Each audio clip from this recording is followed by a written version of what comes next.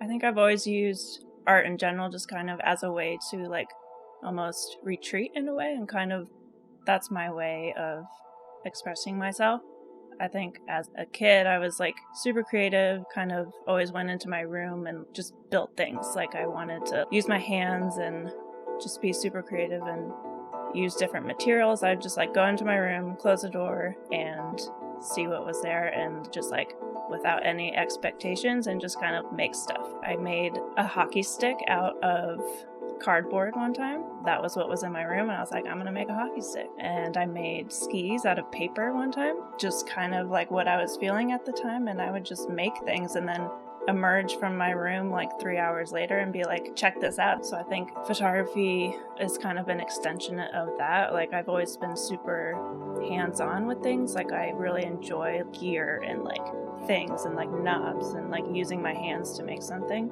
So we used to go to camera stores and I'd see all the cameras, you know, on the display and want the camera itself before I even started doing photography. And then I picked up my first camera, and I just kind of, the experience of actually like taking the photo was the first thing that kind of drew me to photography. And then since then I've just kind of used photography as a way to get closer to things that I really enjoy. The first thing was concert photography. I was obsessed with bands. I loved going to concerts, and I would bring my camera and I just wanted to get my own photos. You know, I was the girl that had posters of bands in her room plastered across the wall, and I wanted to be the one to get those photos of the bands that I loved.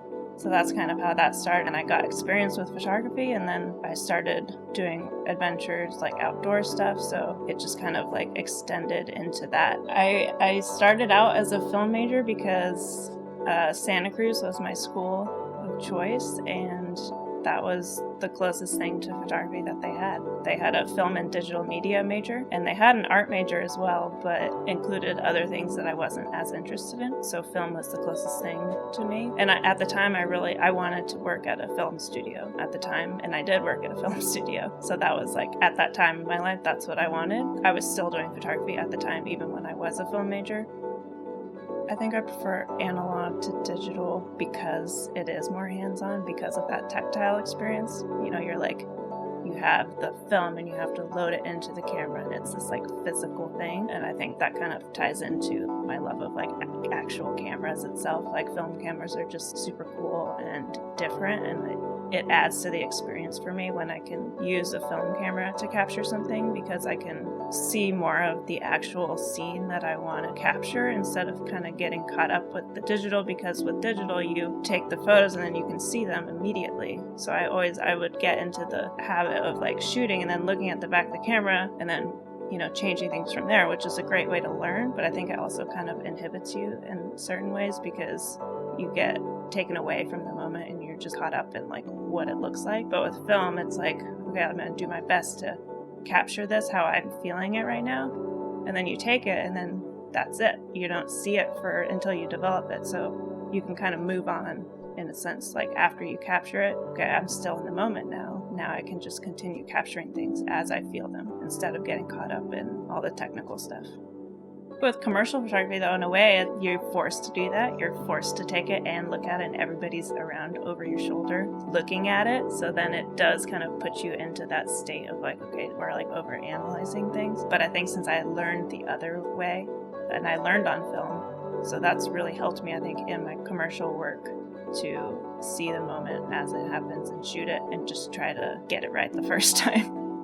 I'm a pretty quiet person, and I think working in commercial photography, that's not the norm. A lot of people who are photographers, like when you think of a photographer, you think of this like big exuberant personality and somebody who can just command the room, but there's more than one way to do things. But I think a lot of clients are so used to working with people who are like that like when I come in, they're like, oh, like what's wrong with this person? They're not what we expect when we like hire photographers. So that's kind of been something that I've always struggled with and tried to overcome when I'm working with bigger clients. And I don't want it to ever be something that stops me from working with these clients or like stops them from hiring me because I'm just as capable. I mean, like, quiet people are just quiet. That's it. We still feel everything, you know, that anyone else does, but we just express it differently. So I've had clients sometimes say like, oh, you're so quiet, but you still get the result, and like you're still fun to work with. And it's like almost like shocking to them. I'm like, well, yeah, I'm still like good at what I do, and like you hired me for a reason. And I think it brings something different out sometimes in the people that you're shooting too. I think sometimes I can connect better with people because of it. So I've never seen it as a hindrance for myself. I really like that about myself. It's trying to show clients, new clients, because I work with new clients all the time. So it's just this like constant thing of getting new clients, but then like just trying to show them who I am and have them be okay with it. Like, you know, like how I used to go into my room all the time and work on things. That probably was because I was quiet in a way, and I just wanted to, when I'm alone in my room, that's when I can think the clearest, when there's no like distractions. It's always like the difference to me. It's like, and my mom always said this too, my parents, she's not shy, she's just quiet. Like there's a difference. And it's hard like when they tie those two things together, because it's not the same thing. You know, I went into my room because I wanted to explore like my own inside of my own head, and that's the best way that I can do that is when I'm alone. So yeah, I think it's definitely tied. Being quiet kind of pushed me towards creativity.